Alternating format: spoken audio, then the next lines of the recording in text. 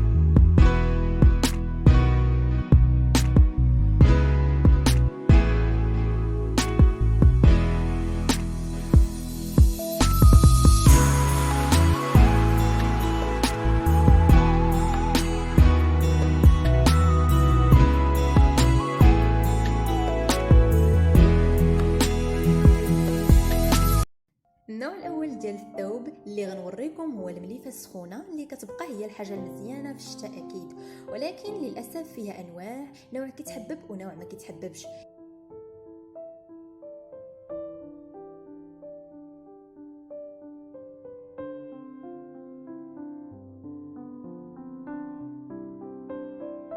بزاف بينا كنبغيو نشريو اثواب، ولكن كيبقى عندنا داك السؤال: واش غيصدق لينا الثوب ولا ما غيصدقش؟ واش من نوعيه مزيانه او لا؟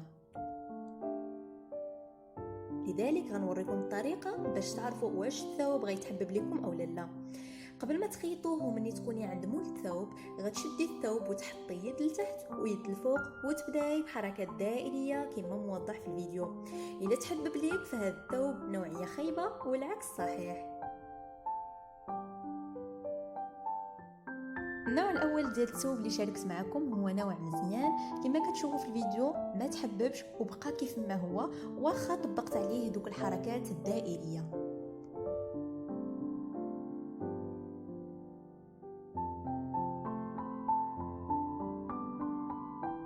شاركت معكم نوع اخر ديال المليفه السخونه باش تشوفوا الفرق ما بين مليفه مزيانه ومليفه مزوره. فكي كتشوفوا هذه المليفه من بعد ما طبقت عليها دوك الحركات الدائريه، الثوب تحبب ليا في البلاصه وما بقاش كيف ما كان في الاول. اذا فهي مليفه ما مزياناش، ومن الاحسن بلا ما تشريوها.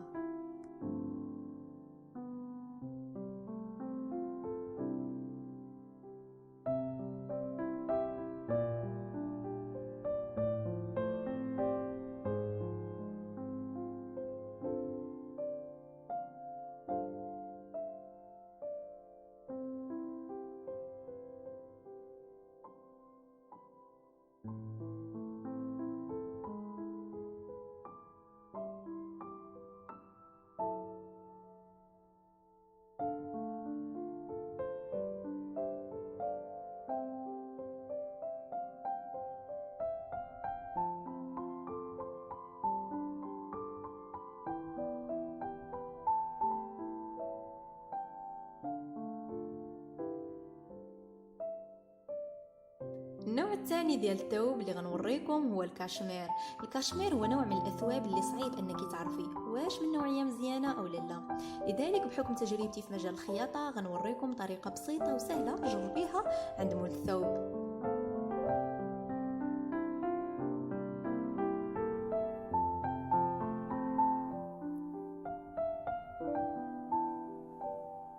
غتشدي الثوب وتحطي يد لتحت ويد لفوق وتبداي بحركات دائريه كما هو موضح في الفيديو.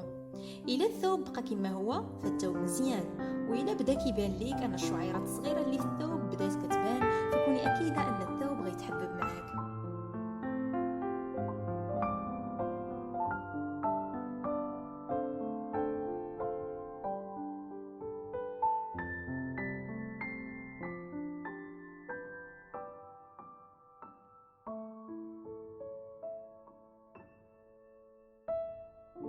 النوع الثالث ديال الثوب اللي غنشارك معاكم هو الموبرا، اللي كيبقى واحد النوع ديال الثوب اللي ضروري في فصل الشتاء.